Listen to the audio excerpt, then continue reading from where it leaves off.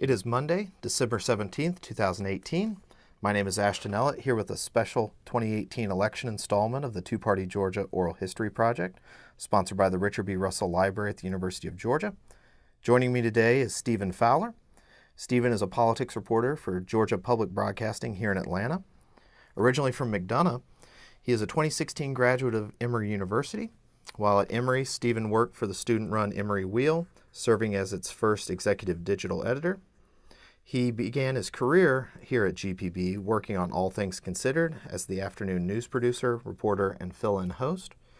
Now his reports can be heard on such programs as On Second Thought, Here and Now, and Marketplace, as well as on NPR national news broadcasts.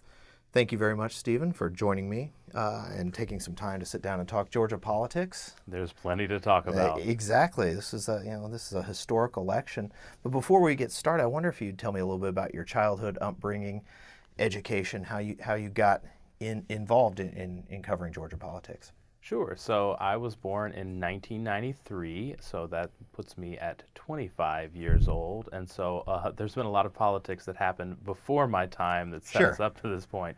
But I grew up in McDonough, they call it comfortably south of Atlanta in Henry County. It's not a loaded phrase at all, but we could unpack that much later. Right, but it was far enough away that you didn't have the traffic until they had the traffic. Right. So I live at I grew up off of the exit, Hudson Bridge Road, where it seemed like every morning and afternoon there was always some sort of traffic. So moving to Atlanta and dealing with traffic, I thought that was nothing because, I dealt with it in McDonough. But I was in the marching band in high school, played mellophone, French horn, played a lot of musical things. I was 9th and 10th grade class president, student council vice president, and student council president. So I was politically involved, but not in the, partisan sense. I did things like cleaned up the senior courtyard and had to convince people to, everyone donate $1 so we can get new vending machines type things. I was getting ready to say there's got to be a vending machine promise in there somewhere. Oh, yeah, it was so great. They had these great, it was when the flavored Doritos came out other than Cool Ranch and things, and it was like spicy sweet chili, and so that was like the go-to thing there in lunch. But I am a musician, so I was involved in a lot of extracurricular activities, marching band, orchestra. We took field trips to the Sugar Bowl in New Orleans to play in the halftime shows. That's cool. And I went, my senior year, I got a scholarship from the Coca-Cola Scholars Foundation for Emory. That was some money for Emory. Emory was the first place I applied to because of music. They don't have a school of music per se. Right. But there was a music program. There was a great conductor for the Wind group. And I was a semifinalist for their full ride scholarship. Didn't get that one. But through Hope and through some other scholarships and things was able to go to Emory. And I went to Emory not intentionally I knew that I'm a triple legacy at Emory. My mom and my grandmother both went to Emory. So it was a neat family experience, but that wasn't the reason that I went. Mm-hmm. And so while at Emory, I had liked politics and political things. I was the captain of the academic team, and we'd won a state championship. And in a different thing, we'd won a national championship for Quiz Bowl.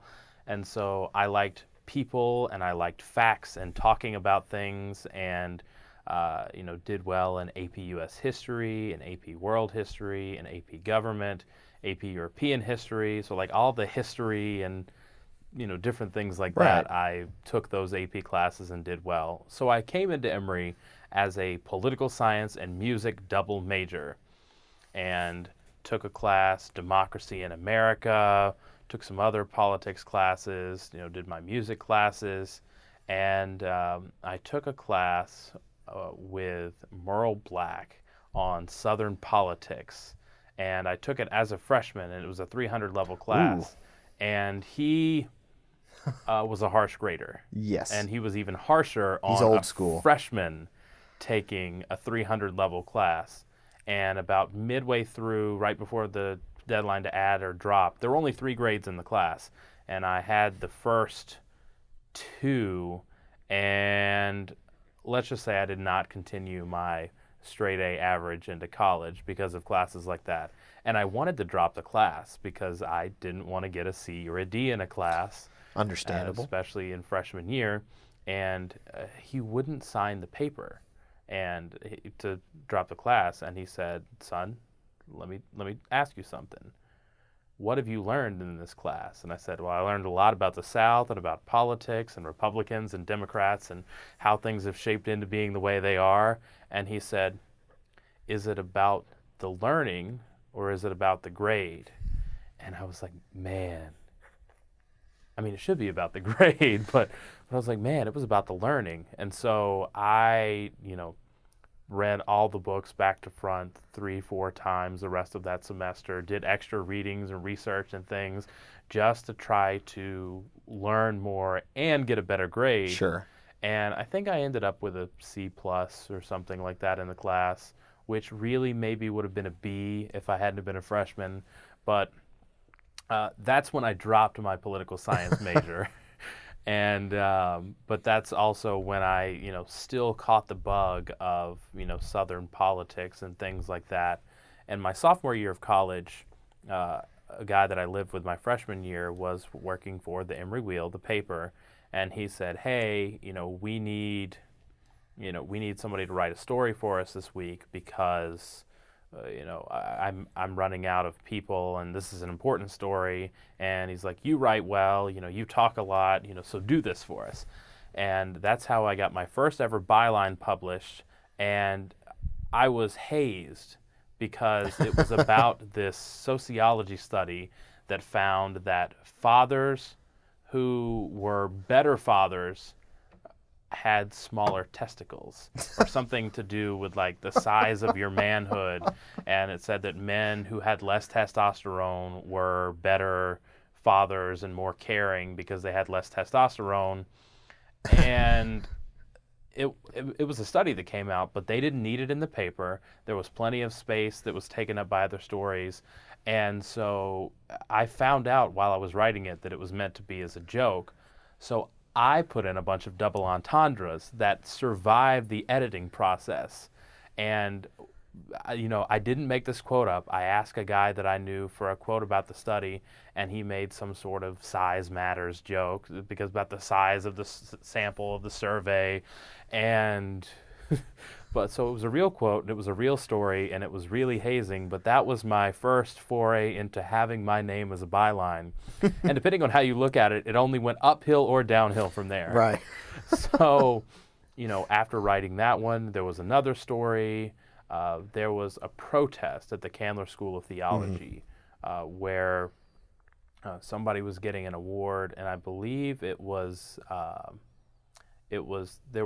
protest because that person had made some anti-gay comments, and so members of Emory's LGBT community were protesting it. And so like the second or third story I did, they sent me out to cover a protest. And it was great, and I interviewed everyone there that I could and took a lot of photos and did a lot of things. And I think the first draft of that story was something like 1,500 words long, and my editor was like why? Like, why did you do 1,500 words on a 30-minute protest? And I was like, I thought that was journalism. And he's like, that's journalism, but that's not what we're doing. And so over the years, covered protests, covered awards, covered student government drama and things like that, and eventually became assistant news editor and helped with assigning stories and doing things, writing about more protests and more campus unrest. And at one point in time we didn't have any staff writers or anyone that could do it, so myself and the other assistant editor had to fill 8 stories, a news section, twice a week. So there was one week, I think the most in college that I ever wrote was 7 stories in 1 week from Monday to Thursday night.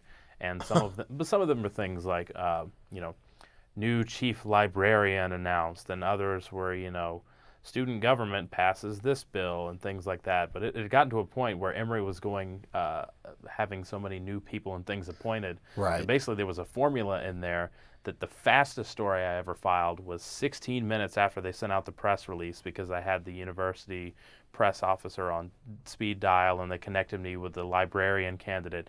And so 16 minutes after they announced the new head librarian, I had, Yolanda Cooper named chief librarian, 500 words. I don't remember writing it. But like many things in college. but working for the college paper, I never thought I would get into journalism. I'd always liked writing. Mm-hmm. I was always good at school and good at talking to people and good at writing, but never thought I could make a career or anything. So out of it. what were you actually planning to do while you were at Emory working at the paper, if you weren't planning on a journalism career? I hadn't gotten that far. I wrote for the paper, and I was also horn player in the wind ensemble and the symphony. I was an RA for 2 years, and then my sophomore year it was like a kind of RA in training, so I was in residence life. I also was on the university student center programming board. I was in charge of that, and there were new student renovations and things. So basically I did too much in high school just so I could go into college and do too much. And then now that I'm in journalism, it seems a natural fit because I'm doing too much, covering too many things, writing too many words, sending too many tweets. So it all fits. But when I dropped political science, I actually switched to pre-business and music. And because I always liked marketing and design and advertising, and took the intro marketing course and the business economics and all of the prerequisites for it. Took business calculus, one of the last semesters they offered that, and almost failed, which is weird because I was good at math. My grandmother was a math professor at Georgia State and at Oxford at Emory for a long time. Didn't like the professor, and nobody in our class did. So one day we went to go talk to the director of undergraduate studies about it and say, hey, here are our concerns. Well, we showed up. She was the director of undergraduate studies. So I knew a career in math was out for me after that. And the business courses were graded on a curve, and there were people that came from business backgrounds and other things that just always tanked the curve way high, where again, I wasn't getting A's in business classes. Did well in marketing though, but I decided to drop pre-business.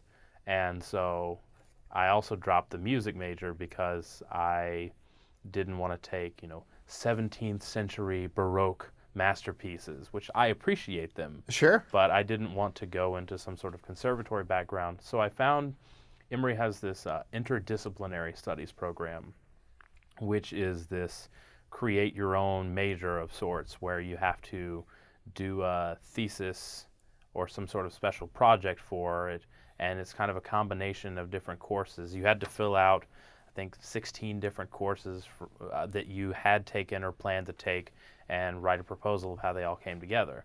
So I liked politics, I liked marketing and advertising and design, and I liked music and journalism. And I couldn't do journalism because Emory had just closed down its journalism program.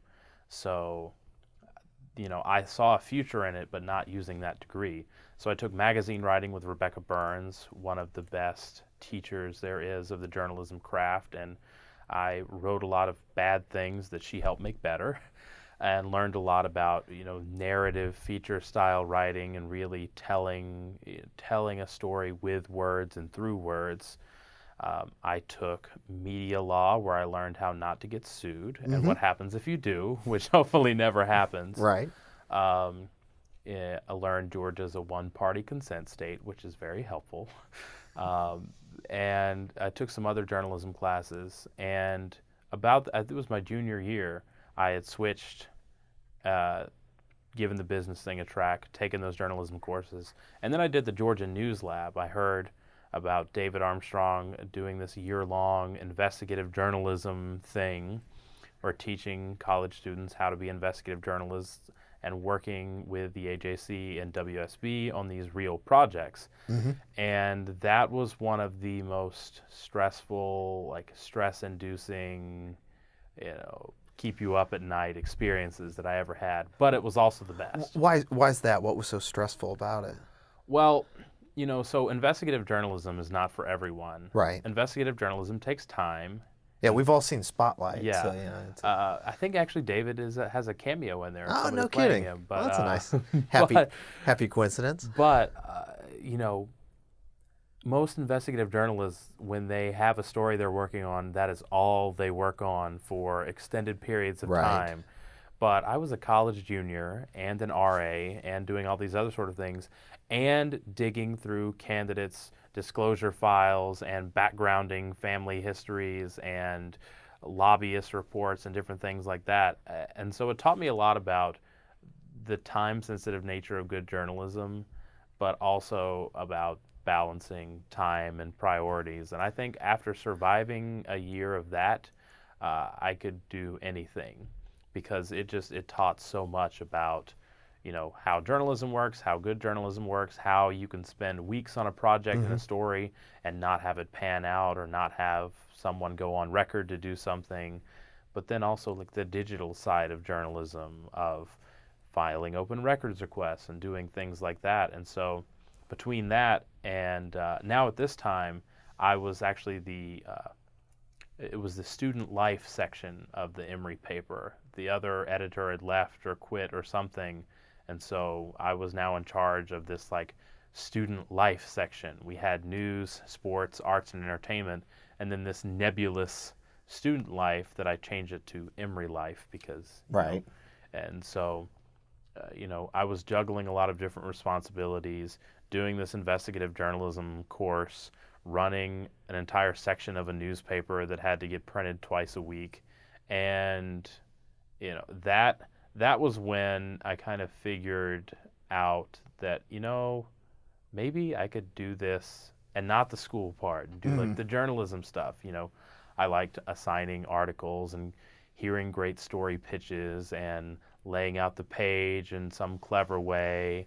And I liked digging through people's financial disclosures to find out why, 30 people from the same address all gave $6,000 to a candidate or something like that. And that's when I was like, maybe there is something journalism in my future. So what brought you to GPB?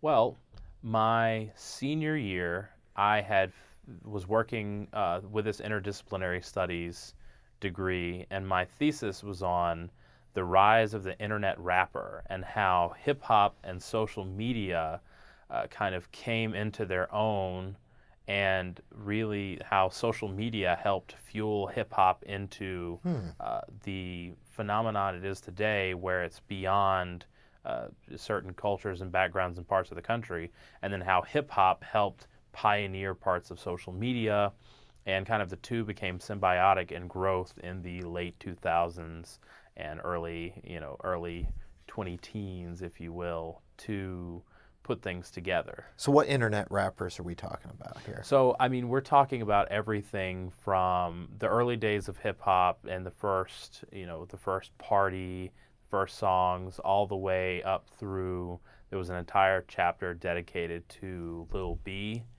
a California rapper who used Tumblr and Twitter and a lot of things, and just has a huge discography of really terrible songs, but has marketed himself as this sort of like social media guru, all the way up to how this was before Atlanta really became known, Atlanta the show and Atlanta the city, before it really became known as the hip hop capital of the world. And just kind of looking at how MySpace was a thing, and then there was a whole era of, the ringtone era of the early 2000s, where everyone paid 99 cents for, the first 5 seconds of some random, song. And that was the era that, like, I grew up in. And as a southern white boy from, like, South Georgia and with family from deep South Georgia, writing a thesis about hip-hop or social media didn't really seem like it would fit, but I've been a hip-hop scholar for a long time, and I've been a social media user and scholar for a while, so it made sense to me. But when I would talk to people back home about it had to be a lot more explanations. Luckily, it didn't have to explain what the internet was, but It's a series of tubes. right. But my family, my grandfather's brother has a huge farm down in Sycamore area, and if you actually, fun fact, if you drive down 75 pre-hurricane, on the side of the road somewhere near Tifton is this giant peanut. Okay. The world's largest peanut in the base of the thing. My great-grandfather helped build that peanut to promote agritourism, but apparently in some political drama, his name was left off the inscription because the county commissioners put a base and some lights on it and did some renovations and did something, so their names are all on it, but my great-granddaddy's not. And so I'm still, that's a story, when That's peanut politics for a you, later man. day, that's a story, but that's, some random fun fact claim to fame about my family. But I did this thesis, and my spring senior year, the only class I took was fitness yoga because I needed a PE class to graduate, and that worked. And so I worked at a consulting firm on like a temporary contract doing presentation design for Bright House. It's this creative consulting firm acquired by Boston Consulting Group, and everything they did was about purpose and being purpose-driven and how your business can make better decisions because of purpose. So I was working on design things, working on my thesis, and was the executive digital editor of the Emery Wheel. In the intro you said I was the first. I was also the last. Oh. So we changed our editorial board structure that year, our executive board, where we had an editor-in-chief, 2 managing editors, an executive editor, two executive editors, a managing editor, and a digital editor. So I kind of brought the paper into the 21st century with overseeing photographers, videographers, our web guy, social media, and kind of took the paper. We redesigned the way the paper looked, that they then changed it back after we graduated it from like broadsheet to tabloid style. So for 1 year, or maybe 2, tabloid style newspaper. Interesting page designs, lots of sleepless nights trying to figure out how to get photos and things to fit in there. Layout is not fun if you've never done it. No, that's why I'm in radio. But I was working as the digital editor. We had just done a fundraising campaign for new equipment and to update the website and update the look and the feel and the everything. And so, that was pretty much my time, was editor, executive digital editor, working on my thesis, fitness yoga, and this other thing. And I applied to be a TEDx Emory student speaker. They have a conference every year. I think it was one of the biggest in the Southeast, but they have student speaker competition where an undergraduate and a graduate student could give a TEDx talk. And so I was selected to give a TEDx talk on the storytelling power of music, which really combines 2 of my favorite things, music and talking and storytelling and writing and things. So the premise of the TEDx talk is that with just a little understanding of music and musical structures and how it works, that you can understand the world around you. And so the MC of that event was Ricky Bevington, who was the Atlanta All Things Considered anchor here at GPB. So she was hiring a producer the same time that I met her, and so I'd stayed in constant contact, maybe almost 2 constant contact, trying to say, hey, how's the process going? How's it going? And she took a chance on me with no radio experience, no like NPR voice experience and things, to be her producer. And so that's what I did my first 2 years here at GPB. Oh, very cool. So what was your first campaign experience? So I joined GPB July of 2016 and had covered things, in, copy or in just quick sound bites off and on. But the first campaign I really remember covering was the 6th Congressional District special election with John Ossoff and Karen Handel. And the runoff night, I was at the ballroom where Karen Handel was. It was a small ballroom. The ceilings were low. It was packed, and I remember it was raining. It was raining Yes, it heavily was. that night because I went outside with an umbrella and recorded a lot of sound of the rain. And when I was filing for NPR that night, they just put the rain that I had recorded underneath because I spent all evening in this rainy ballroom watching election results come in. And that campaign was the most expensive U.S. House race, everything like that. And for our audience, as the Atlanta afternoon radio team, we were interested in what that money was being spent Right. on, and just combing through the filings that I'd used, learning from the Georgia News Lab and things. And I just remember going and covering and getting sounds and getting pictures, and that seems like it was 10 years ago, but it was only one and some change.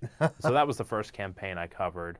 Then later on that year, in between some other stories, things I was working on, I covered the Atlanta mayor's race and the 900 candidates that ran. It felt like that. Well, there were also about 900 that ran for that 6th congressional district race too. I remember the Atlanta Press Club had a debate for the general election, and it seemed like the camera just kept panning farther and farther out to get everyone in there, to get all the candidates. But I remember covering the mayor's race and the runoff, and I was at the Mary Norwood campaign on election night, the runoff election night, and I just remember the mood was cautious the whole night. And that's, I'd seen people and heard people cover other campaigns and talk about the mood of the room and the things like that, but covering that campaign was really when I first understood how an election night watch party mood can go. There was a band that was too loud in the corner. There were only 2 outlets that the reporters at the table had to keep switching around to make sure that nobody's power died. And, I thought at the time, okay, I would just cover elections whenever they happen, covering Atlanta, city council, city government. We covered a lot of things, so I didn't really think campaign coverage and political coverage was necessarily in my future full time. Why is that? I mean, I was the afternoon news producer covering Atlanta. Atlanta is more than just politics. Sure. Atlanta is more than just the city of Atlanta. So we did live shows from the rooftop of Pond City Market about the building's history, and covered the final games in the Georgia Dome before it was imploded. And I did stories about Confederate Avenue and the street name, and the churches wanting to change it there. Did stories about opioids and went to Northeast Georgia. So I never thought I would be a specialized reporter in anything other than Atlanta. Right. Lots of things going on, lots of stories to tell, and I just wanted to tell them all. So when did you find out before the 2018 cycle that you would be covering the 2018 election cycle? Well, so our reporter that we had beginning of this year, Emily Curitin, left to go to Oregon Public Broadcasting to be I think it's Western Oregon, Eastern Oregon, a bureau chief there, and she had an outpost there. So she had left Oregon, and we had no official reporter for a while. So I would cover some things. Our morning edition producer would report things. Everyone in radio and everyone here wears multiple hats because we don't have a staff of 300 to cover every little thing. And I applied for the reporter position here when it became open because I'd done a lot of reporting and covered a lot of things, and had the interview and did everything with people that I knew. And I had pitched myself as somebody who had covered more political things, but not as politics full time. Sure. We have a political talk show here that I've been on to talk about things that I'd covered. Politics are in the air always since the 2016 election. But when I was offered the job, I was offered the job if I would focus primarily on politics. hurricanes happen, all hands on deck, other interesting stories that Right. come. But my bosses here believed that politics was something important to cover for Atlanta and all of the states, since we are the statewide NPR affiliate, and they had trust and faith that I would be able to do that. And I'm very grateful for that, because I don't know if I would have given a then 24-year-old a shot at trying to cover a major election in this national cycle. So that's how I came into the politics covering realm full time.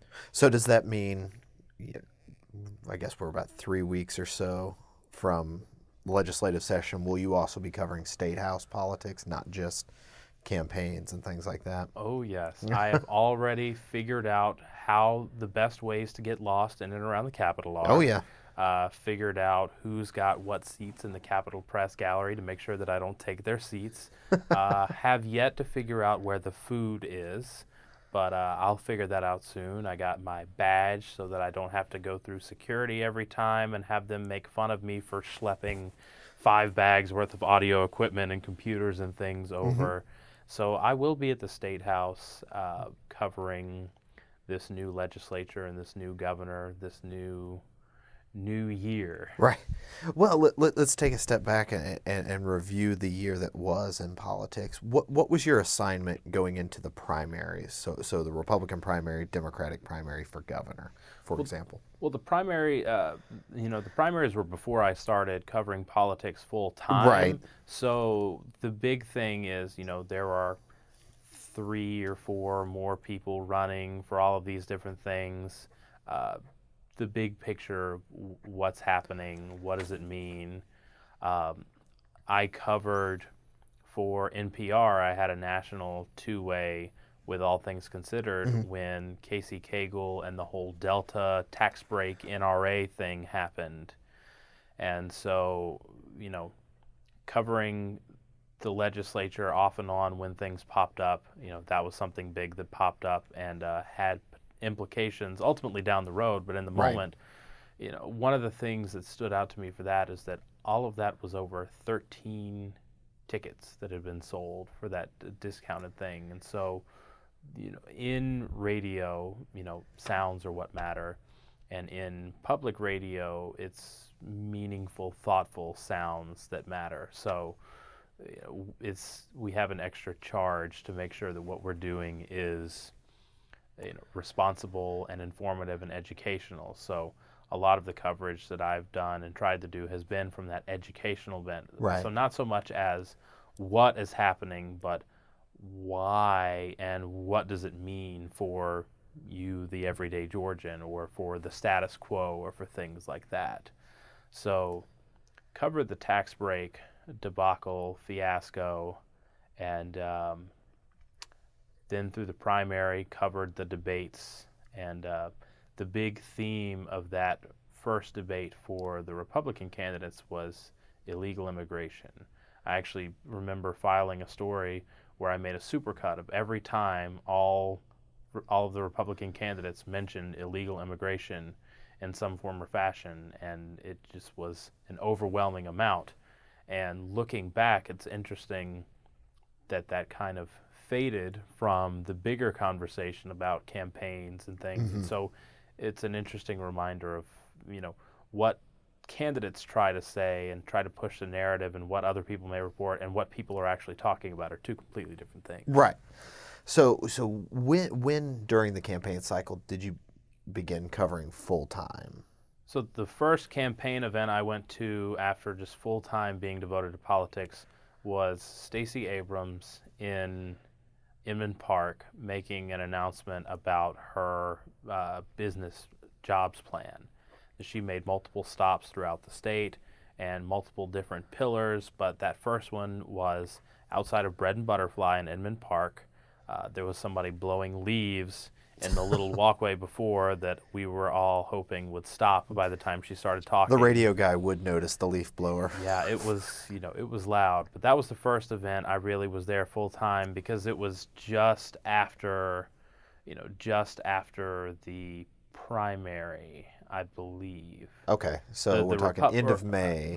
After the Republican primary. Oh, okay. Runoff. July, 9 weeks after Election Day. Maybe just before. Okay. Because I think this was just before she knew it would be Kemp instead of Cagle. Okay, so mid-late July. So mid-late July. Stacey Abrams has started unveiling her platform and for how she was going to make Georgia better if she won. Right. And Cagle and Kemp were still jockeying for the final position on things. And this was also pre-Trump endorsement and pre-landslide runoff victory for Kemp. So were you surprised, looking back at the Republican runoff, at the magnitude of Secretary Brian Kemp's victory? So I was at the Casey Cagle watch party that night, and speaking of rooms rooms and moods, I think Cagle knew at that point that he wasn't probably going to win. I don't think he knew that it would be that much of a landslide.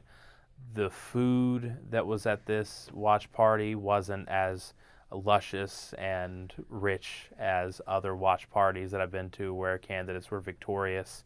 The ballroom wasn't quite as big and magnificent. And, in speaking to reporters before the polls had closed, there was still the, we're confident we're going to go. But it was the wind had been taken out of his sails at that point, from what I remember. Mm-hmm. But then after he had announced that, he had called Kemp and it was over, just getting off the stage, a quick few things he said afterwards, he held a lot of kind of regret and maybe contempt towards the president diving into that conversation, and he just looked shell-shocked by the rout that had happened with that result. So we're talking 157 counties voted for Brian Kemp, two for Casey Cagle. Based on your reporting, was that endorsement by President Trump decisive, or was that more of a just a coup de grace, so to speak? You can't really say. There's no way to see exactly how many numbers, but in the political age that we are, with Trump being there and with the numbers and results from places, at bare minimum, you could say it certainly didn't hurt Kemp, but it seemed more of a validation of the kind of campaign that Kemp was running, and a validation of the kind of people that were voting and the priorities of people that were voting in the primary and in the runoff and in the election, voting Republican throughout the state. Sort of a confirmation of these are the priorities and policies and platforms that we want, and Kemp delivered those campaign promises and said, this is what I want if you vote for me, and people did. Are you, did you find people who were surprised that Casey Cagle, long-serving lieutenant governor, sort of endorsed by Nathan Deal, Casey Cagle himself endorsing sort of the Nathan Deal approach to governance, taking care of business, pro-business, keep Georgia number one for job creators, things like that, that was rebuked by Republican primary voters in such a sound way? I think what you have to keep in mind is that what we see and hear and encounter in Atlanta is not representative of the rest of the states. And even in the other big metropolitan areas like Columbus and Augusta and Savannah and Macon, I think there's blinders by the media that are based in Atlanta and the perspectives and perception of Georgia that Atlanta is Georgia. And I think this election proved that really Atlanta is not Georgia. And there's this, two Georgias concept. It's not a new thing by any stretch of the imagination, but this election has sort of changed what those two Georgias are and refined how the contrast between the two of them are. And so if you think about the average Atlanta news consumer or television watcher and consumer and think about what they see and hear and how it fits into their lives, and you think about somewhere in South Georgia or somewhere in Northeast Georgia or, somewhere in the southern suburbs of Atlanta, and it's a completely different story. Right. Living in Atlanta, what I saw and heard about and, was covering and watching and things, and what my dad in McDonough was seeing and hearing and doing, there were plenty of times when I would talk to him and he would be like, "Oh yeah, did you see about this?" And I was like, what was that? That was nothing. And that was, somebody made that comment and remark there. And he's like, "Well, this is all anyone's talking about at work. That's all we're seeing here." And vice versa. When I would be like, "Dad, did you see this story? Did you see what happened and what he said?" And he would be like, "Sounds interesting." And so, I think it's hard to, I think if you talk to people who work at newspapers in the smaller cities and in the Right. smaller areas in the state, they would probably have little surprise at how the areas around them voted and what was the biggest priorities for them, because I think the Atlanta area and the people that live in Atlanta and cover Atlanta and do the things like that don't really have as much of an understanding about how the rest of the state lives and does things and what the priorities are, and you get this imbalance of what's seen as important or what's seen as inevitable or things like that. Well, speaking of inevitability, going into that Republican primary, I think most people expected Casey Cagle to be nominated governor, David Schaefer to be nominated lieutenant governor, perhaps a Josh McCoon come out of the state Senate race. None of those individuals made it out of the primary. What did that tell you in your reporting about the 2018 election cycle? I think the 2018 election cycle is where the nationalized politics of social media and like the hyper-partisan perceptions and kind of the shock doctrine of, different policies from both parties are where it kind of caught up to Georgia and where they've kind of played this important role in how things have worked to a certain degree. Because, you had Michael Williams, who never polled above 2 or 3%, who ended up getting 2 to 3% of the vote, but then dominated media coverage at times with his deportation bus and with different things like that. And that was one example of where he didn't poll higher and he didn't, get more because of maybe outsized coverage for what he had to say. But, you had these candidates win the primaries and win, based on how they performed outside of the metro area, right, primarily. And so it's hard to say, as somebody who lives in Atlanta and covers Atlanta and is entrenched in the world of Atlanta, to say how polling could have been different or better or wrong, or how this sort of happened. But, in looking at Kemp's campaign, the entire campaign, looking back at the primary and how it was run, it was all orchestrated perfectly for what he hoped to accomplish, which was win the primary, win the runoff, and win the governor's race. So looking towards that general election, compare and contrast the sort of strategies that Brian Kemp ran on the Republican side and Stacey Abrams ran on the Democratic side. So both campaigns really have probably run the best campaigns for governor that either party has seen in recent years. More people voted in this election than in midterm elections in previous years. There were more, dollars poured in. There were more ads spent. There was a lot more involvement in this election, and they took two different approaches to get there. The Stacey Abrams campaign was very heavy on policies and facts and numbers and, once I pass this bill, these many Georgians will be affected, and here's my 5-page handout of how I'm going to do it and pay for it and things like that. And the Kemp campaign did have platforms, did have policies. I attended most of the announcements behind it, but they weren't so in the weeds with the numbers of, you know, it's going to be X million per year and this many things.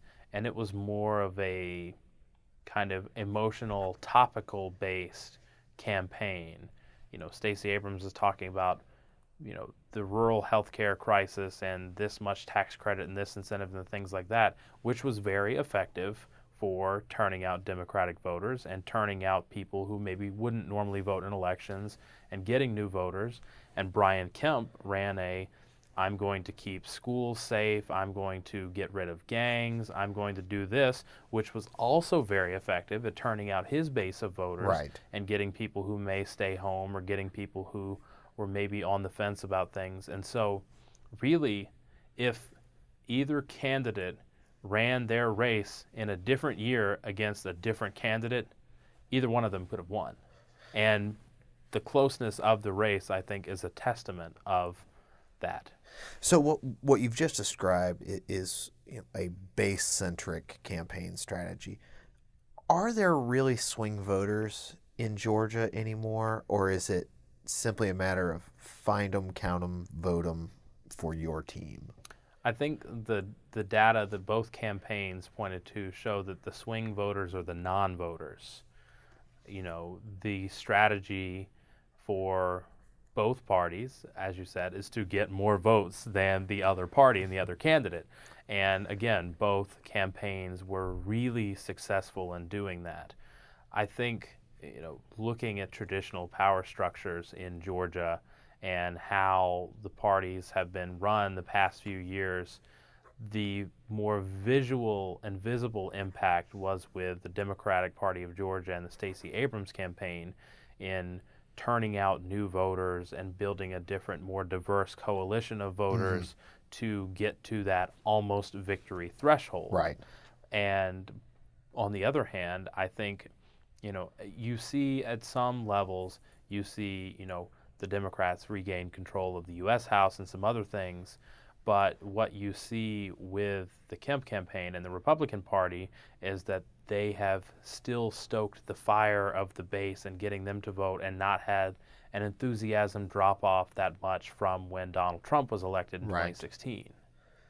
Okay, so we look on election night, the traditional blue counties, Fulton, DeKalb, Clark, the different cities, are bluer. Cobb and Gwinnett swing to the Democratic column in pretty sizable way, 57% in Gwinnett, 54% in Cobb. What does that tell you about Abrams's campaign, her strategy, but also sort of the deeper structural political transformations going on in Georgia? So the Democratic Party of Georgia, by their own admission, ran the biggest and best campaign that they have run in quite some time. More money, more volunteers, more granular levels of contacting people, and it worked.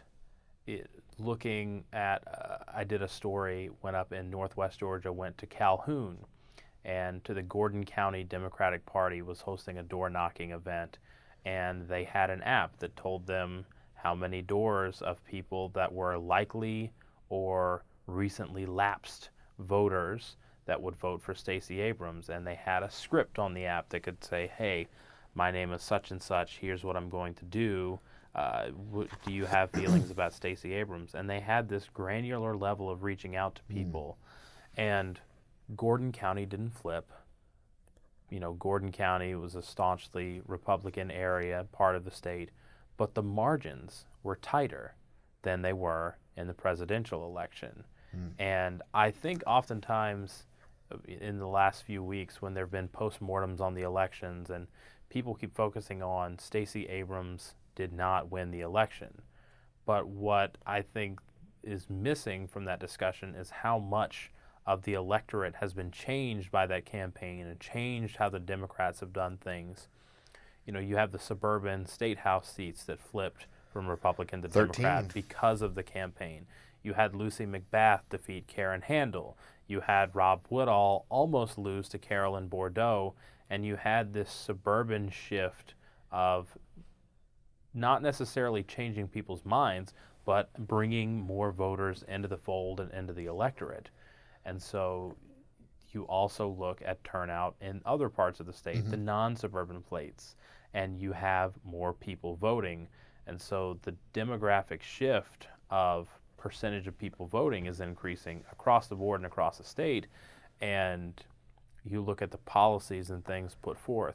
Maybe, Abrams' policy of Medicaid expansion and other things like that didn't resonate in rural Georgia as much, but it did turn Cobb County and Gwinnett County and Henry County and some of those other places into a bluer area, and that's where more people are. So it also increases that polarization and that play to activate the base. Right. Well, I think, since we're talking about suburbs, the Republican exurbs are probably what, provided just enough, just as, the votes necessary for Brian Kemp to win Cherokee, Bartow, Forsyth County. Why are those counties sort of resistant to the bluing trend of suburban Atlanta? Well, suburb versus exurb. It's a different, not a different way of life, but, what you have from somebody who doesn't have access to MARTA and the lines and the kind of clump of being Atlanta adjacent. There's different political priorities. There's different demographic priorities. There's different, electoral priorities. And, as you see, if you see Atlanta expand more, then you see the policies and the people and the politics of that expand more. But what you really have is this sort of, hardening of the divide between urban, rural, big city, smaller city priorities. And I think you're just going to see the blue get bluer and the red get redder and not really have those purplish places that have a mixture of, Republican and Democrat. So do you think these demographic trends, but also the political consequences from them, do they look like they're likely to continue for the next several election cycles? It seems that way. There's not a motivation, there's not electoral motivation to do otherwise. You see the campaigns that, a preview of 2020 with the Democratic candidates that all came down and campaigned with Stacey Abrams, right, and the messages they touted. And you see, Trump and Pence come down for Kemp. And as the president gears up for re-election at bid in 2020, his message isn't changing. It's intensifying. And I think what you'll see is the campaigns for both parties be run in a very similar way to they were here in Georgia in 2018. But now part of that will depend on how governance actually happens in between those times. Since you were talking about how we were running the campaigns or how the parties ran the campaigns, and you didn't necessarily cover this, but in the Democratic primary, there was a divide within the Democratic Party of sort of the Stacey Abrams model, base-centric, find the non-voters, register them, vote them, and sort of the Stacey Evans model, which was the older Roy Barnes, Buddy Darden was her campaign chairman, that there was supposed to be some sort of appeal to moderate voters outside of urban and suburban areas. What becomes of that sort of Roy Barnes approach to politics and government? Does it seem likely to have a future in Georgia politics after 2018? Well, I think most people are moderate voters, but they don't vote on moderate campaigns. Okay. In vying for attention and vying for your vote and vying for this is why I am better than the other candidate, both gubernatorial campaigns and the parties in general did not run moderate campaigns. Right. The Democratic Party of Georgia was not successful in almost pushing Abrams into the governor's mansion by running a moderate campaign. both on the offensive and the defensive. I think the campaigns will continue to become, blasting out sound bites of missteps of the candidates and, looking at the problems of another candidate and touting, these are why I'm going to be the one to do the policies for you. You see that a little bit in the runoff for Secretary of State. Now, runoffs, lower participation, lower information, lower interest in doing anything, but Brad Raffensperger's campaign strategy was largely to stay out of sight and not do anything positive or negative, really. And John Barrow ran with his "I'm a Democrat, but I'm not going to bite you," a moderate appeal for really a nonpartisan position. But you look at the way the Raffensperger campaign, when they did say things, the Republican Party said, John Barrow wants zombies to vote. That was an actual press release I received.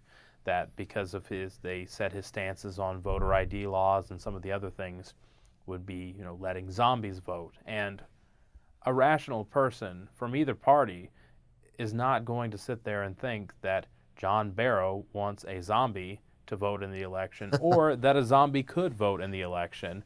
But it's that type of non-moderate appeal that activates a voter to come out and say, I don't want zombies voting in the Georgia election. So I think the campaigns, the way our political landscape is that there's no room for a moderate campaign because the other candidate's not also going to run a moderate campaign. Right. So, looking at the top line results in the election, you had a high of 53% for Gary Black, Commissioner of Agriculture, down to a low of 49 and change for Brad Raffensperger and Chuck Eaton, the Political Service Commission.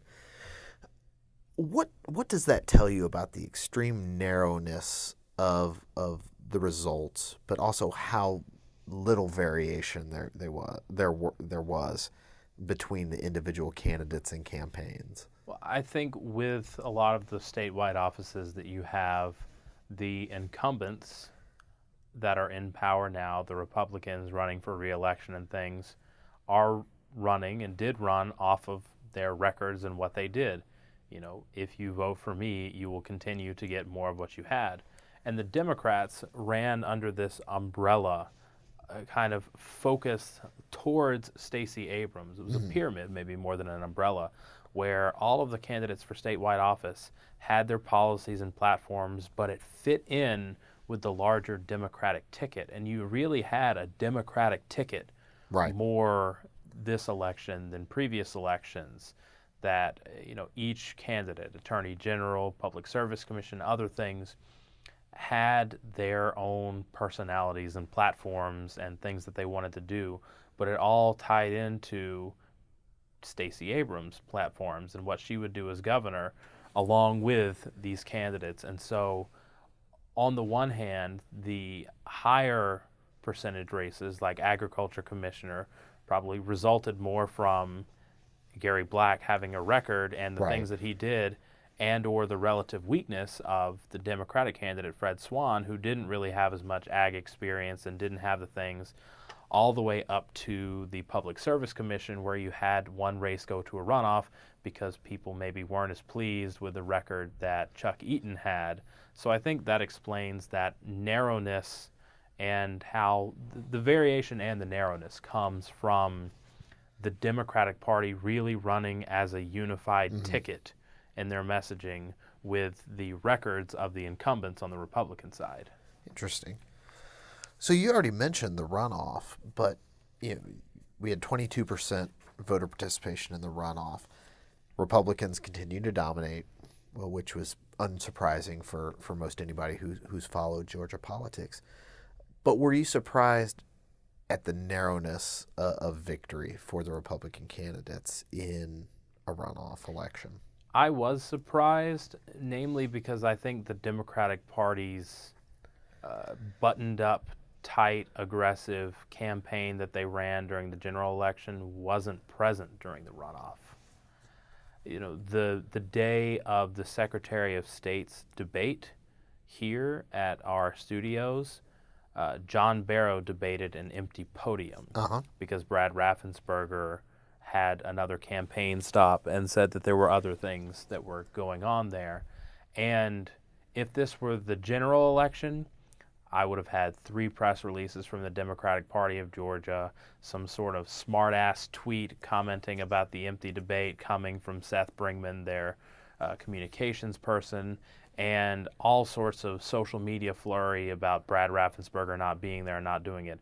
But instead, at the same time that debate was happening, Stacey Abrams and her new voting rights group, Fair Fight Action, had a press conference about the lawsuits that they were filing and completely bigfooted an opportunity to showcase John Barrow and to highlight Raffensperger not participating in the debate. And so the runoff election, I thought, if the runoff election was run like the general election, it seems like both Democrats could have won. I received a mailer from the Democratic Party of Georgia for the runoff that the front of it was a giant picture of Stacey Abrams' face. The back of it, a smaller picture of Stacey Abrams' face. And then at the bottom in the middle was an even smaller picture of John Barrow that said vote in the runoff. Lindy Miller, the Public Service Commission candidate, her name was in tiny letters near the postage stamp at the top. And to me, that how the runoff was run from the campaign perspective of both the candidates and the party wasn't at the same level that they ran in the general election, and I think that could have flipped the tide. So that was just one, in covering the runoff and in covering how the Democratic Party had run and done things, that was just one thing that struck me as unusual from how the general election was run. Did anybody ask DeBose Porter or Rebecca DeHart, like, where was the campaign operation for the runoff vis-a-vis the general? Well, the campaign, it wasn't like the, lights were off and nobody was home. Sure, there were sure. things. I mean, I received mailers, there were phone banks and phone calls and things, but just not to it was a tactical decision that wasn't at the same level as the general election. Now, could that have been by choice or by necessity? It's unclear, but especially with the strategy of Raffensperger largely avoiding any sort of attention in anything, the Republicans had to work less hard to get more votes out there. And so I do think because it was so close that there was evidence that the Democratic Party was there and they were doing things. Otherwise, it would have been a 60-40 blowout. Right.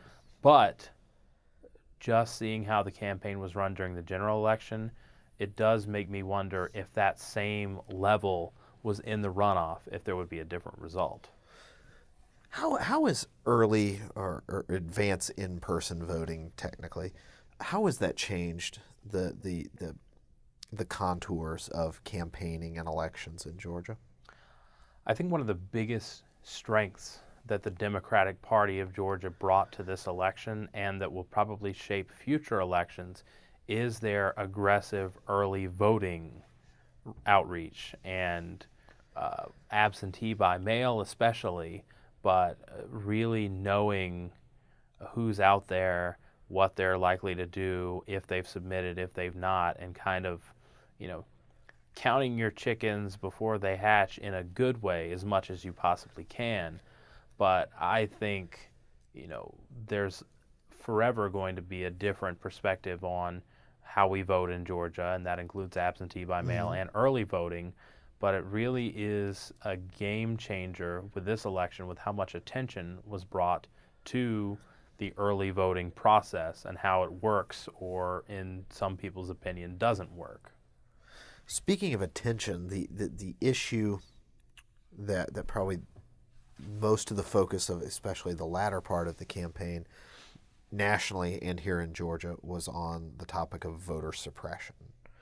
How did you cover that as a political reporter? The different angles and sides of that debate. Oh man, there is a lot of misinformation and lack of information with how elections and voting work in Georgia before the election, during the election, and even now after the election. And so through lawsuits and through attention and through some other incidents, a lot of scrutiny has been given on how Georgia's voting system works or doesn't. So one of the things that I did throughout the election and partnering with ProPublica's Election Land Project and some other things was, how does Georgia's voting system work? You know, there's state code laws and rules and regulations and a 70-page poll worker training manual. But for our audience, and I think for the country in general, there needed to be an explanation of how Georgia's voting system works and how we got to where we are and how all of these laws came into effect or didn't come into effect. And so there was a lot of space and time that I spent during the campaign working on understanding how the system works and why people have problems with it and say that it doesn't work. So, you know, apart from being a campaign reporter, I would say during this election, my really primary focus was elections reporter and election security Right. and election access and election law and things. And so, you know, there are a lot of criticisms lobbied by both sides about the system that weren't grounded in fact.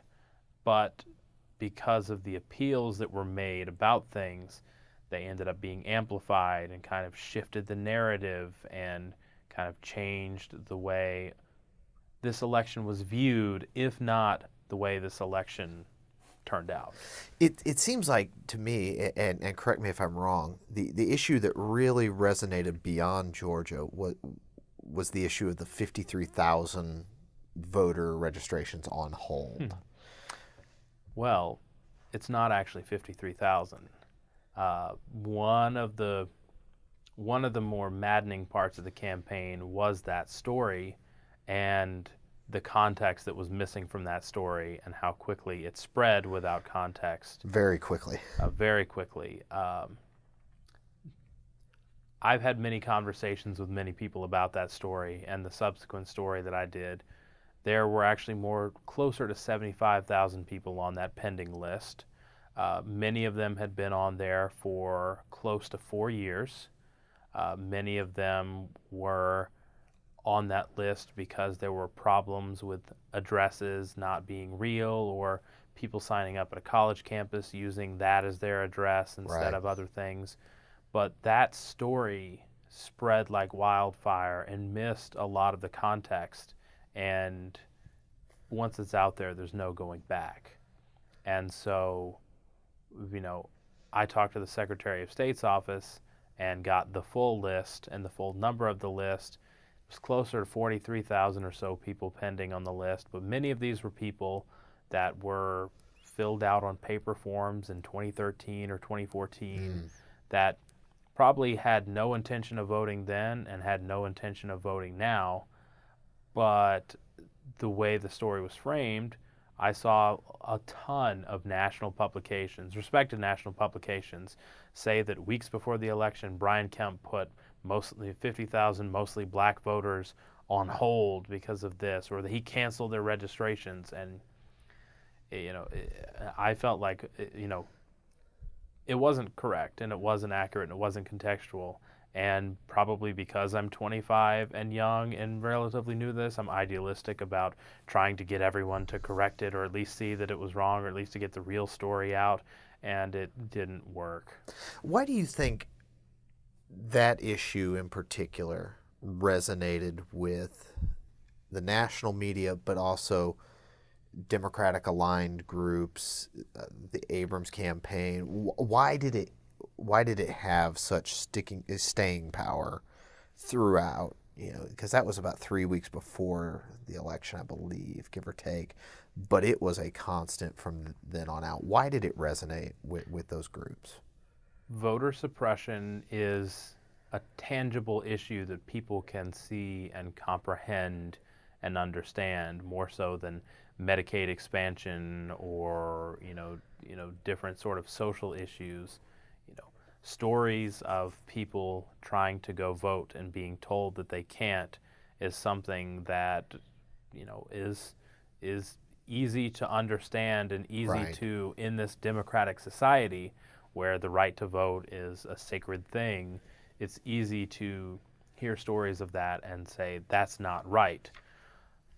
We also live in the South, and the South has had a long, fraught history of not making it easy for people of color to vote and not making it easy for certain people to vote. And the people in charge of elections and in charge of things actively working to do things to undermine rights to vote. And so you had this perfect recipe of a Southern drawlin white man canceling the registrations of African American voters, closing polling places or directing people to close polling places. And you had the perfect foil in Stacey Abrams, who could have been the first black female governor in the country. And it was a very easy story for, regardless of what side you're on, to get behind it and believe the viewpoints of it. If you're a Democratic aligned group, there's a lot of people that can't vote and didn't vote in the election or couldn't vote in the election because of the way the laws were set up and being enforced by the Secretary of State. Mm-hmm. And if you were a Kemp backer, very clearly it says in the law, this is the rules. If you don't want to vote, you do it. And, they're trying to attack his record and his character, Right. and the counties are the ones that run elections, so it's not even Kemp closing things. And so, you have this ability with this story and kind of the foil and the history and the context to look at it and to see exactly what you wanted to see. And so I think that's why it resonated so much as an anger-inducing issue for Democrats and a non-issue, I'm going to vote to support him, for Republicans in this case. Whatever happened with the alleged hack of the Secretary of State's elections database? Sort of the Saturday before the election surprise. That's another story that gets me a little riled up. That weekend, I worked with ProPublica on a story about the alleged hack, and we put together a timeline of who said what, when, where, why, and how. We also found that the vulnerability that was on the Secretary of State's website was real. And at ProPublica, they had people, they were very close to being able to go into the state's voter registration system and from a computer in New York change my voter registration information without, having my information. And when they were going to go back to test it and do it, they found that it was patched and fixed. And so the Secretary of State's office changed their website and fixed a security hole that they said did not exist, and blamed Democrats for trying to exploit a thing that they fixed and said did not exist. And so Monday, before the election, we published our story, and it got picked up by a good number of places. And before the election, we knew and we reported that there was no hack attempt, that there was a problem with the Secretary of State's website, and that they had fixed it while pretending it didn't exist. And why that didn't become the biggest thing leading into the election, I'm not sure. Why it didn't seem to resonate with voters one way or the other until recently, don't know. But there was no evidence of any hack attempt, Right. and there was no, evidence of any sort of wrongdoing or that anything was changed. And now, in reporting that story and in conversations with people in the Secretary of State's office and things like that, they truly believed that the Democrats were involved in some sort of attempt on their system. And for better or for worse, that's something that they believed, and that investigation will probably never be closed. Mm-hmm. until Kemp leaves office, and we'll probably never see the exact emails and threads of what caused that investigation to be opened and what, if any, findings there'll be. But I think that's another example of there's so much information out there. There's so many attack ads and campaign messages and different things going on that sort of got buried in all of the avalanche of information surrounding the election and who said what and when and why and how. And I think the challenge moving forward with both this new administration and with covering campaigns and things in general is to how to cut through all of the noise and how to cut through the echo chamber amplification, wildfire effects of social media to be able to accurately report and get information like that out so that people have that information to make up their mind one way or another. Because I don't think, in general, I don't think any outlet, national or local, was at that point with this election to be able to speak the language of the everyday Georgia voter to get that information out there beyond outrage shares about this or outrage shares about that and get this seminal information out there to voters. Well, last I heard that there might be some interest from the Democratic-led House on investigating the handling of elections, not just here in Georgia, but also North Dakota with their handling of Native American voting, the P.O. boxes versus street addresses. So I guess stay tuned for that. I think one thing that the media can do better, and in an ideal world, politicians can do better, is education surrounding how things work and how things don't work. Like who has the power, who has the control. If you really, don't like that your polling place is open only Friday during early voting, it's your county elections board that makes that decision, and here's how you do it, and here's what the law says. And there's a lot of education that has to come with reporting on politics that I think, because there aren't an army of political reporters in Atlanta and in Georgia and in general, and because there aren't the time and space to do these sort of things, that there has to be a focus on education about how the political process works, and not in a condescending way of like, did you know this is how you can vote? But,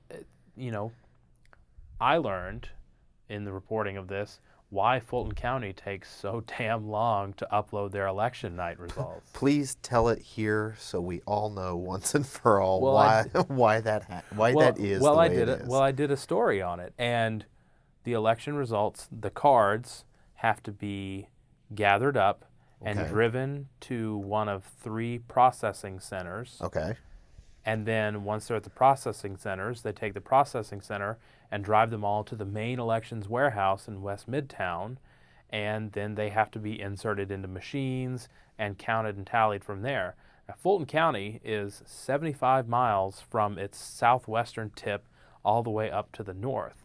So you have to have a card from Chattahoochee Hills driven all the way up to West Midtown on a Tuesday night through the streets of Atlanta and through the interstate, and you also have to have it all the way up in Alpharetta and Milton and have it go all the way down. And so you have, hundreds of thousands of votes, and from all of these different precincts. I mean, Fulton has hundreds of precincts that all have to be broken down and put together and driven to this place and counted.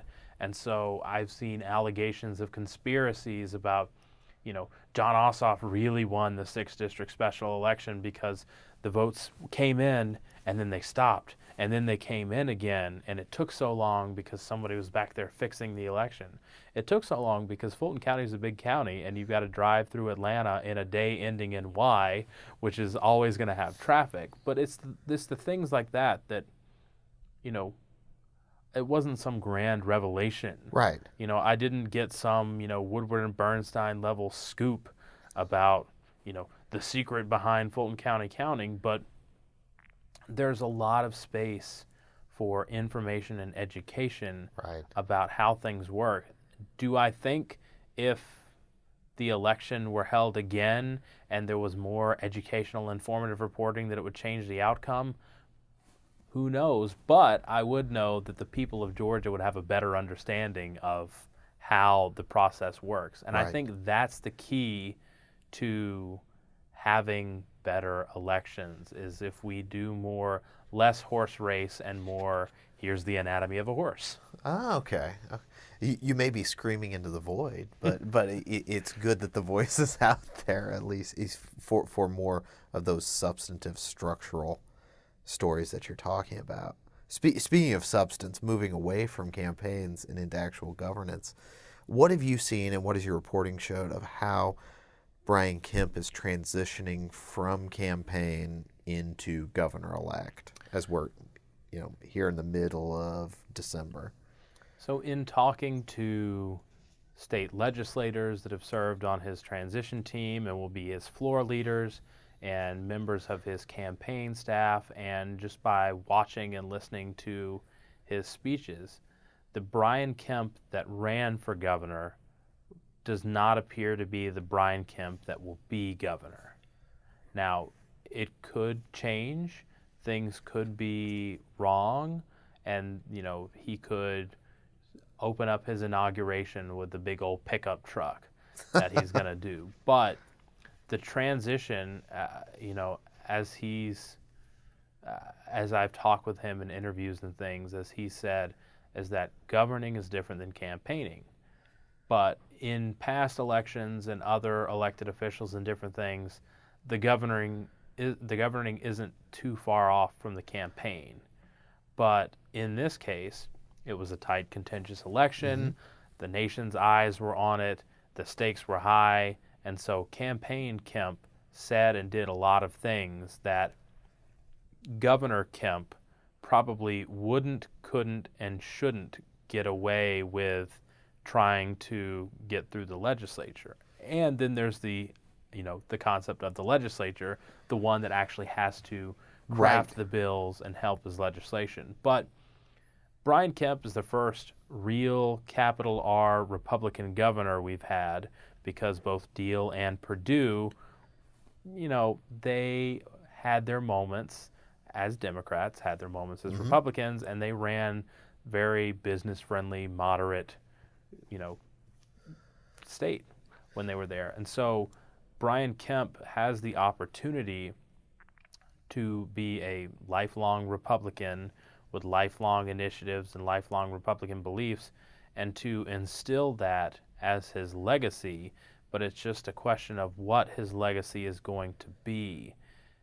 He's mentioned so far that increasing teacher pay and focusing on education and rural Georgia is going to be his big priority. Rural Georgia put him in the governorship, Right.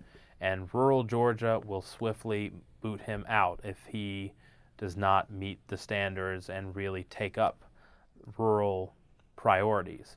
But the House Rural Development Council has released their priorities and things that they want to do, and there are things that he has mentioned on the campaign trail, and he also has the opportunity to kind of rewrite his own legacy with voting and elections, because Georgia will most likely be moving to new voting machines for the 2019-2020 elections. And so he has the potential to completely rewrite Georgia's voting laws and the voting machines, and the potential to, in a interesting twist of fate, have voting rights and voting changes be his legacy. I mean, with Governor Deal, it was criminal justice reform. Right. And Kemp is going to continue that, but it's not going to be a centerpiece of his time in office. And so the real question is, what will Kemp's legacy be? And by all indications, as he's in this transition period, it's not going to be the farther right, outlandish, round up criminal illegals in my truck, take a chainsaw to everything type policy, because that's not what the legislature is, and that's not ultimately what will keep Georgia a number one state to do business, as is often touted. Right. So, it will probably be some sort of pro-business, pro-rural agenda, but only time will tell with that. What do you think the consequences of the changes in the legislature, the changes in the Republican caucus, because of the 13 losses in the state House, 2 in the state Senate, the Republican caucus, while still the majority, it is more conservative, it is more rural, it's less, it's more male than it had been previously. What do you think? How is that going to affect the way Governor Kemp has to legislate versus how Governor Deal had to legislate, which with a strong metropolitan Republican contingent? Well, I think Kemp will have the advantage of being in the rural mindset while also knowing how to speak suburbs. Right. And so negotiating legislation and negotiating policies and things like that will require that sort of finesse between, what's good for Atlanta versus what's good for Quitman. And, I think he's been very intentional with the floor leaders he's tapped to help do that. Republican Brian Strickland of McDonough, Right. Kind of represents, he is a Republican in a county that flipped blue, and it's on the cusp of, it's still suburban Atlanta, but once you go down 75 more, it just gets more rural and more conservative.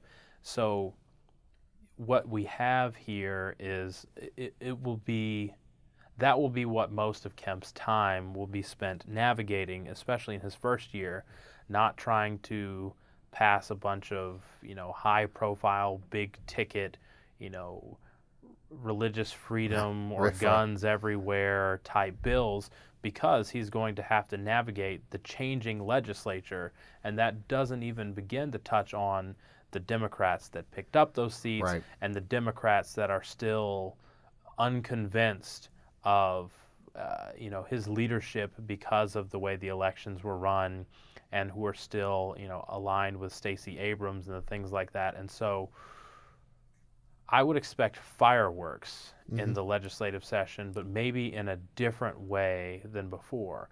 During the special session for Hurricane Michael relief, only one House member voted against amending the budget to fix it. So you had representatives from North Georgia come up to the well and say, I just want to say that I'm supporting you in South Georgia, and our constituents want this, and we want to help you. And, it wasn't just a, us versus them mentality, right, but you have Democrats that are newly energized in the state. You have this voting rights fight that's going to happen, and then you've lost some of the leadership and some of the suburban backing in the Republican Party. So for Kemp to get his Republican agenda through the Republican House and Senate is, again, going to take some finessing. How much of it do you think, and maybe this is a question more about Speaker Ralston than Governor Kemp, how much of navigating that legislative session is going to be with an eye toward those Republicans like Sharon Cooper, Deborah Silcox, Jan Jones, who live in, represent suburban areas, who had extremely narrow margins of victory compared to 2016, 2014, that in a 2020 presidential election year, Democratic turnout's likely to be even higher than it was in 2018. How is that? Do you think that dynamic's going to be there as well, this legislative session? Yeah, I think, I was just reading this morning something about a shift towards pocketbook issues.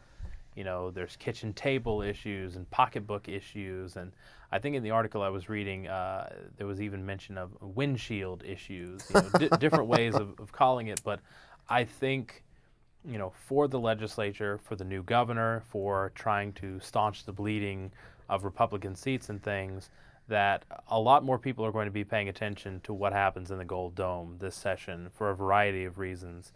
And there's going to be a lot more scrutiny placed under those lawmakers and who and what they vote for. And so I think you get those pocketbook issues that you'll largely see during this session that will, both sides may be able to come away with and say, look, this is what we did for you. Right. That, kind of keeps everything afloat, where obviously it's not going to be a heavy, Democratic agenda because the Democrats aren't in control, but the types of bills that'll be passed and the types of focuses that they will focus on will probably be beneficial for those Republicans that are most at risk, as well as throughout the rest of the state. Focusing on rural health care and focusing on health care and infrastructure and things like that may not be something a Cobb County Republican can directly say, look at what I've done for you, but it can be something to say, we're investing in the state. Right. I'm here to do this. We want all Georgians to thrive, and that means I can do it here for you. So that, if I had to guess, that would probably be the direction this session would go. So looking ahead to 2020, what do you expect to be covering in the 2020 cycle is going to be here before you know it. Oh, it's already started. What do you expect out of 2020 for Georgia based on the 2018 results? Georgia is going to be a lot more important in 2020 because of the demographic shifts, because Stacey Abrams and the way she and the Democratic Party have aligned the state and kind of reshifted things. The Democratic Party of Georgia's infrastructure that they've built for this election is not going to go away, which typically has happened in previous presidential elections or things like that. A skeleton crew comes in, motivates people, does some things, and then, once that's done, they move on to Iowa or Ohio or some other state like that.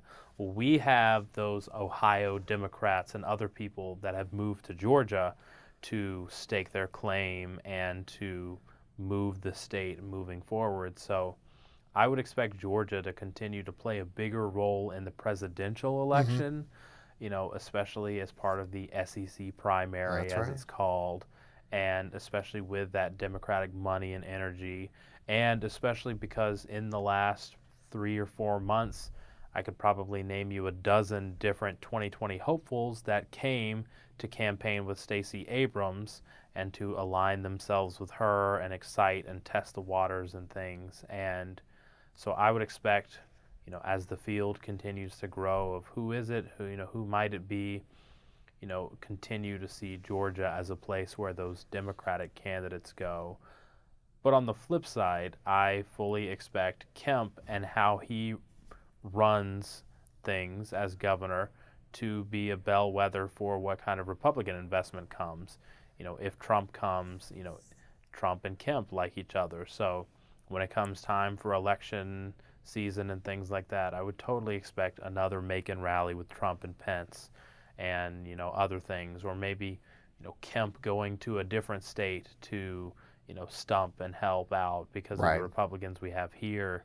And so, 2018 will never really die. It will just metamorphose into a different election with different candidates with similar ideas and big picture things. The Senate race will be interesting because that will be tied to Trump and whoever's running against it.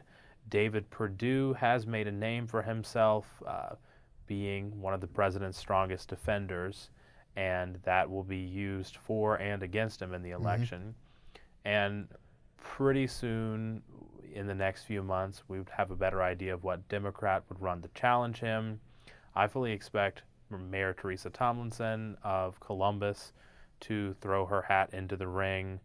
I don't think Stacey Abrams jumps back into this fight for this seat because Johnny Isakson is not going to be running forever and not going to be a senator forever. And it may be a whole lot easier to win a Senate race if the other senator and the president is a Democrat. So you'll see the landscape for 2020 come into focus very soon for the Senate race. And the last piece of that, too, is how is that going to affect the legislature? Right. Kemp will still be governor, but will Kemp be the governor, and will there be a Republican statewide slate overseeing a Democrat-led House and Senate?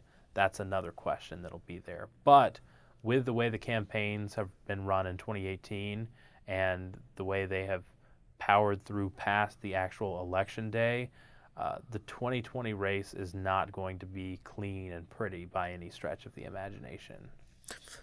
What do you think the biggest danger for Republicans in the state of Georgia is, that their continued hold on control of Georgia politics?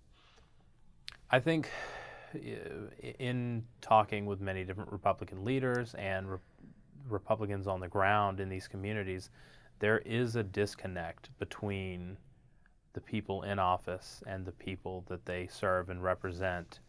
And I think that goes for both parties to some degree, but you especially see with kind of the rebuke of Deal and with Cagle not winning and kind of the rebuke of other things, that the type of conservative message that resonates in Georgia isn't quite what's being legislated and isn't quite what's being represented in policies and speeches and things like that. So I think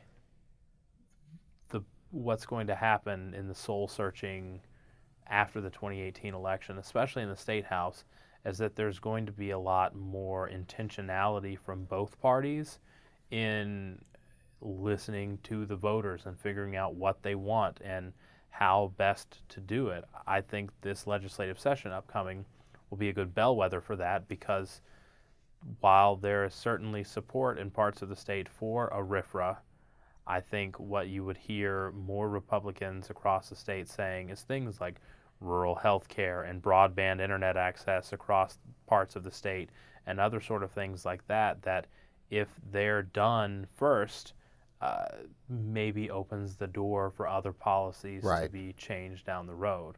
But they're, especially with social media in this day and age and how politicized everything becomes and things like that, I do think there is a disconnect between the, 10-term U.S. House, 10-term House rep and the members of the district and vice versa. And so I think you'll see a newer crop of Republican leaders show up that are, sub 40, that are either in office now or will come into office and lead that generational shift in the Republican Party in the state.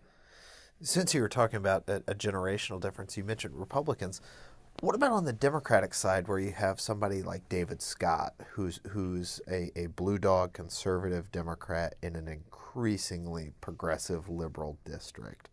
Is there any chance that he faces a primary challenge from the left? It's always possible.